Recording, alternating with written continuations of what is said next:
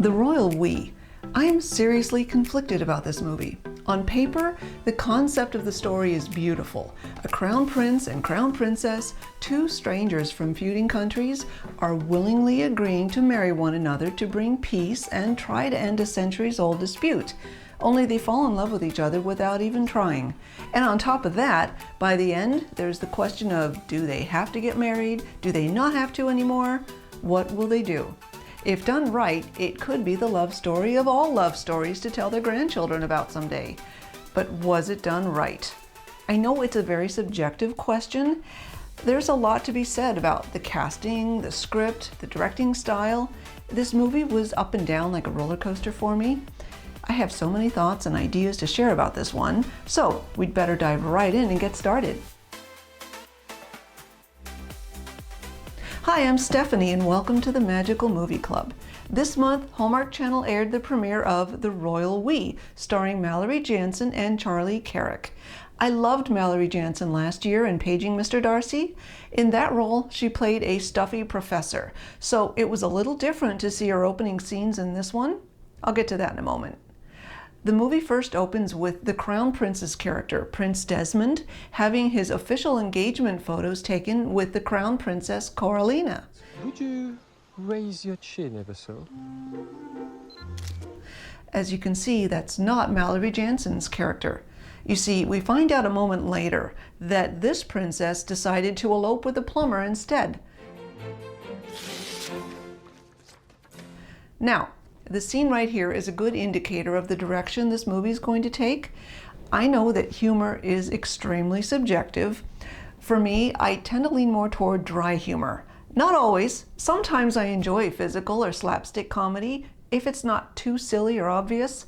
So when Edwin here not only ripped the engagement photo in half, but then followed up with scribbling in these devil horns, I wondered if this wasn't going to be my cup of tea.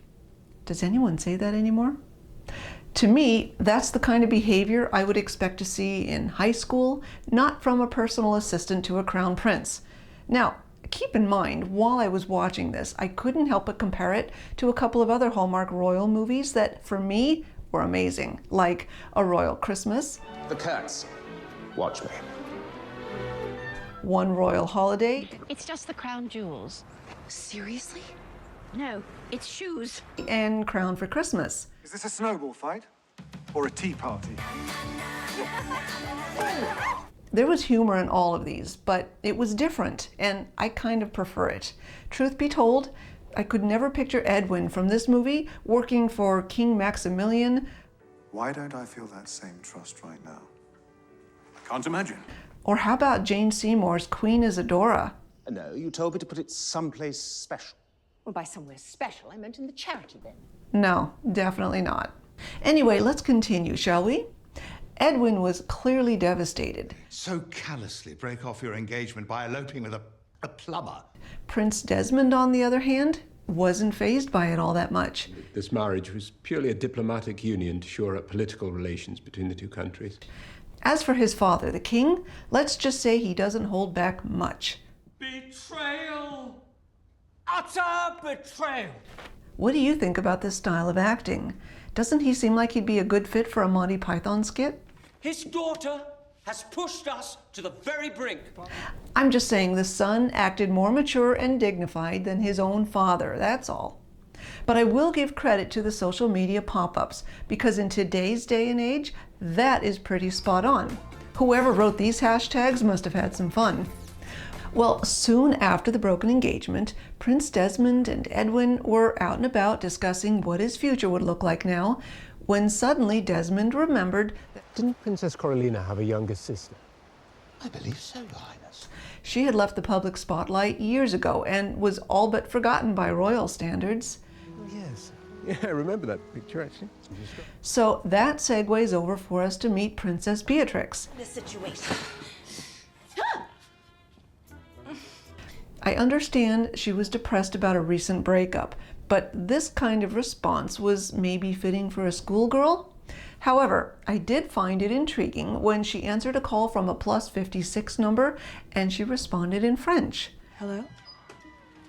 Vous avez le mauvais numéro? N'appelez plus.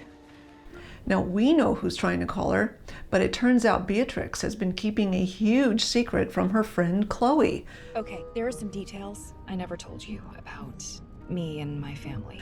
Like the fact that her mother is a queen. My father is also the king of Vastieri. Now, you know I try to be honest with my feelings when I talk about these movies, right? Well, let me ask you, what did you think about the character of Chloe, her best friend? Are you sure you're a princess, though? Because we like boxed wine. Also, we go to that The two of them had just finished giving a presentation to a potential investor for their foundation that helps girls in the STEM program. Can you see Chloe being interested in anything about math or science? We're gonna get kidnapped or murdered or kidnapped and murdered! Okay, well, in this next scene, Princess Beatrix meets Prince Desmond. It is our great honor to make your acquaintance. Notice he's wearing his formal regal attire for this. Yeah, we see this a lot. Now, Beatrix very quickly remembers how to present herself in this formal setting, and we learn right away where the movie gets its name. We would insist that our friend bear witness to whatever conversation shall ensue. Also, the formal banter that takes place between them is rather entertaining. This has been absent from her royal duties for some 20 years. One was not to presume anything about it. It's the first scene where I thought the dialogue was actually well written. As a matter of fact, we are fully aware of the Crown Prince's failed engagement to our sister.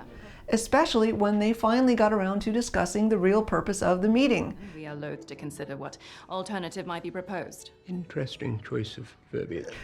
Yes, I'm sure you've guessed it. He proposes. It is my great honor to most graciously seek your hand in marriage. But does she accept?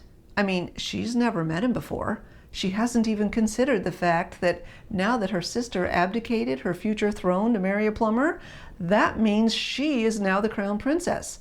And it's no longer so easy to ignore her royal heritage now. A crown prince proposed to you. Best rebound ever. And you turned him down cold. Okay, I guess she does. My sister says there's a summit between our two kingdoms in a few days. I also have to admit, I like this next scene, the aftermath of the rejected proposal. When she said she must politely decline, I didn't think she was being that polite. See, there really are some good moments here. Next, we have a summit meeting between the two kingdoms. Notice the attire once again. It seems to me that this was way too overdone. Personally, I disagree with the costume choices. Correct me if I'm wrong, but it seems to me I've seen many photographs and videos of the British royal family at important events, and this is not their typical attire. Isn't this usually reserved for very special events like weddings, coronations? Anyway, let's get back to the summit. Here we have two kings, Winston and Richmond. You're looking so much older. Some of us are comfortable in our own skin. Trying to make an effort to resolve the age-old issue about a land dispute. Why, Winston, your handshake feels just as weak as when we were boys. Well, we can see how that goes. So now, Beatrix finds herself reconsidering the proposal. So does that mean you're reconsidering the engagement? I think I have to. And she agrees to go out on a date with him.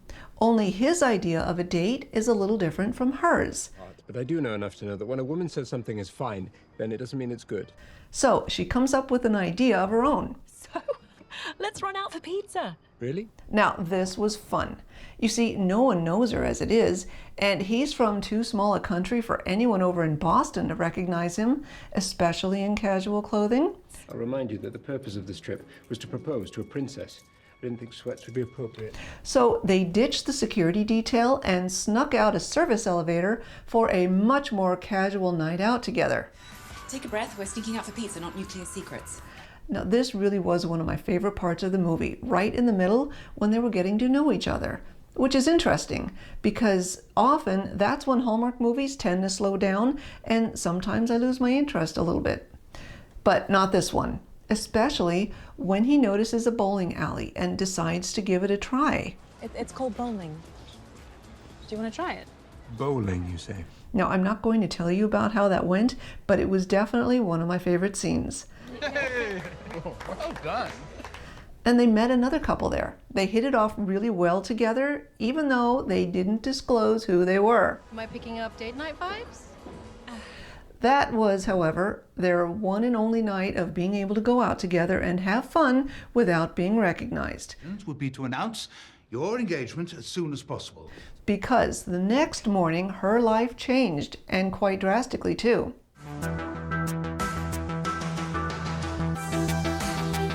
And unfortunately, the social media buzz was not kind.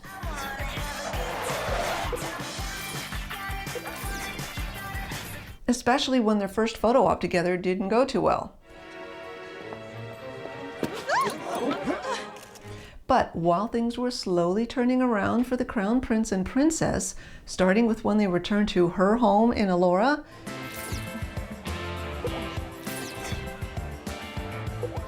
the movie as a whole slid backwards again for me. Simply because our beautiful capital is also a seaport, that it smells like fish. Aside from our two main characters, I'm afraid I was not impressed with the quality of the acting this time. Well, real love is never a sacrifice.